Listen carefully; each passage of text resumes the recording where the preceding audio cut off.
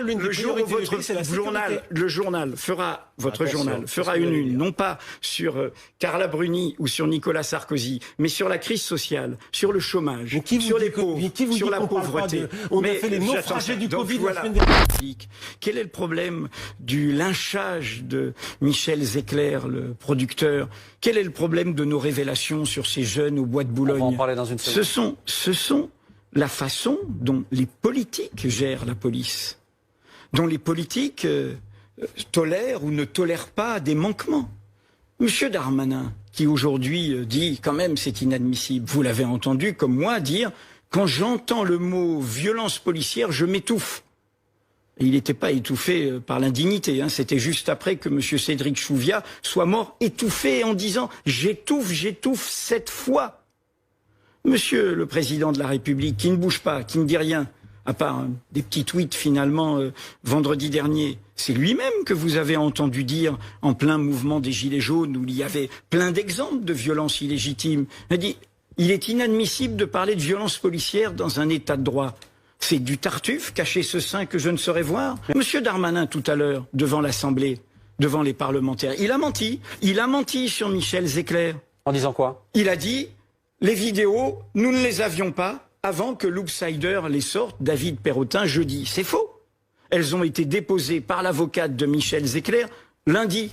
Et le parquet, en les voyant, a classé l'affaire et a du coup décidé d'ouvrir les poursuites. Qu'a fait monsieur Darmanin? Excusez-moi. Tout ça se passe le lundi et le mardi. Il a suspendu quelqu'un? Non, il n'a suspendu personne. Mais je vais aller au-delà. Et c'est un ancien rubricard police qui vous parle. La deuxième vidéo, où il y a dans la rue entre 15 et 20 policiers, il n'y en a aucun, et y compris il y a des plus gradés, notamment un brigadier, pour dire arrête, quand l'autre il y va là, il tape, le civil. Et il dit même j'ai mal à mon poing, après. Il n'y a personne qui lui dit, au nom de la police républicaine, il y a plein de types formidables dans la police, et de femmes formidables. Tu dis, tu arrêtes. Alors qu'est-ce que ça dit, ça? Ça dit un problème systémique. Ça dit un problème de la chaîne de commandement. Ça dit un problème de l'impunité diffusée par les responsables, par les politiques. Ça fait 3 ans que cette impunité était là. Vous avez eu un mot sur les violences de monsieur Benalla de la part du président de la République. Vous avez eu un mot sur monsieur Chouviat. Vous avez eu un mot sur madame Le Gay. Eh bien, c'est cela que l'on paye aujourd'hui. Vous croyez qu'en Allemagne, ils s'occupent d'une loi de sécurité globale actuellement? D'une loi dite d'une autre sur le séparatisme islamiste? D'une réforme des retraites qu'on essaye de remettre à l'agenda, au prétexte du Covid. On s'occupe de l'essentiel. La loi sécurité globale doit être retirée. L'acquis du caractère massif, très divers, de toutes sortes de milieux, d'origine des rassemblements de samedi dernier, c'est que cette loi porte atteinte à nos libertés fondamentales. Son esprit, c'est l'État a le droit de vous surveiller, les caméras, les drones, vous n'avez pas le droit de surveiller l'État. Un État de droit, c'est un État où les citoyens ont le droit d'user de leurs droits contre les abus de l'État. Et l'autre loi, dans laquelle il y a les mêmes dispositions, y compris sur la liberté d'expression, est aussi une loi de diversion. Monsieur Darmanin, dans ce contexte, est le symbole de la fragilité du pouvoir. C'est un pompier incendiaire. Je rappelle, encore une fois, que M. Darmanin, qui avait dit pique-pente de M. Macron avant son élection, est embarqué avec M. Macron, qui a été élu contre l'extrême droite. M. Darmanin, aujourd'hui, incarne l'extrême droite au sein du gouvernement. Un agenda... L'extrême droite. Mais bien sûr, c'est Madame Le Pen, dans le débat sur la loi sécurité globale, si vous avez suivi, elle disait un petit effort. C'est ce qu'il demande. C'est ce qu'il demande. Toujours sortir la sécurité et la xénophobie comme diversion aux questions démocratiques et sociales. C'est l'agenda obsessionnel de l'extrême droite. Monsieur Macron reprenait ses déclarations sur les violences policières à Mediapart avant son élection. Regardez ce qu'il disait. Il disait, on ne peut pas se contenter de dire c'est des brebis galeuses. Il y a un préfet, il y a un commissaire, il y a même un ministre. Il le disait. Il le disait tout cela. Et donc, vous me demandez ce qu'il faut faire. Il faut apaiser le pays. Et apaiser le pays, c'est revenir à ce qui concerne tout le monde. Ce qui concerne tout le monde, c'est notre santé, c'est notre emploi, c'est notre vie collective. Et encore une fois, ce sont nos libertés. Quand je dis que M. Darmanin est un pompier incendiaire, notre rôle, c'est d'avoir de la mémoire. Qui est celui qui lance l'histoire des 5 € de moins sur les APL pour les jeunes, les étudiants, à l'été 2017 ? C'est M. Darmanin. Qui est-ce qui traite de peste brune les gilets jaunes et qui enflamme au lieu de considérer cette révolte populaire ? C'est M. Darmanin. Qui, à ce moment-là, dit il y a une crise identitaire dans notre pays, dans le Figaro, fin 2018, c'est M. Darmanin. Le même, car c'est un pur opportuniste, un pur cynique, qui n'a que son agenda, qui avait quitté les Républicains en 2016 en disant quand même ces débats identitaires sont nauséabonds. Il y a un aventurier de la politique, et cet aventurier de la politique est en train d'envoyer ce pouvoir dans le mur. Nora, il doit démissionner. Ça, c'est sa dignité qui devrait l'amener à démissionner. Pour ce que vous disiez sur Gérald Darmanin, on a un ministre ce soir qui nous dit oui, il y a un certain nombre de réformes qui doivent être faites. On a un ministre qui... Mais est-ce que c'est la réforme que nous attendons, vous et moi ? C'est ça l'urgence du pays, excusez-moi. Je vous donne les arguments du ministre ce soir. Excusez-moi, vous n'êtes pas le ministre, je vous dis, est-ce que c'est l'urgence de notre pays ? Toutes les manifestations dérapent systématiquement, dégénèrent systématiquement. Alors on peut toujours dire que ça vient d'un côté ou de l'autre, mais le fait est que pour les Français, c'est quelque chose d'insupportable. Mais les Français, ils demandent autre chose. Vous dites, deuxième point, que la sécurité n'est pas une priorité des Français. Mais vous ne croyez pas que vous êtes un peu déconnecté en disant ça ?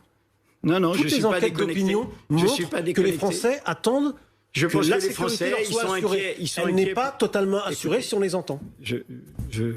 Je vous laisse dire votre opinion, je dis la réalité. La réalité, c'est une crise sociale, la réalité, c'est une crise démocratique. J'ai pas dit le contraire. La réalité, je vous parle de la sécurité. C'est un pacte démocratique qui est brutalisé. La diversité des populations qui se mobilisent depuis 3 ans, les gilets jaunes dans les ronds-points, les jeunes des quartiers populaires, les populations racisées. Mais les gilets jaunes dans les ronds-points, c'est pas les gilets jaunes qui venaient à Paris, avec des boules de pétanque pour violenter les policiers. Ne reprenez pas vos Mais non, mais pas du tout. Ce n'était pas ça la réalité. Je ne confonds pas les gilets jaunes des ronds-points et les gilets jaunes qui venaient à Paris avec munis d'armes. Ne reprenez pas vos clichés. La réalité. C'est pas des clichés, monsieur Non, Penel. le cliché, c'est de ne pas voir quelles sont, encore une fois, les priorités du pays. Mais les priorités, votre priorité du pays. Je vous redis, le jour où la crise sociale, l'une des priorités du pays, c'est la sécurité. Le journal fera une, non pas sur Carla Bruni ou sur Nicolas Sarkozy, mais sur la crise sociale, sur le chômage,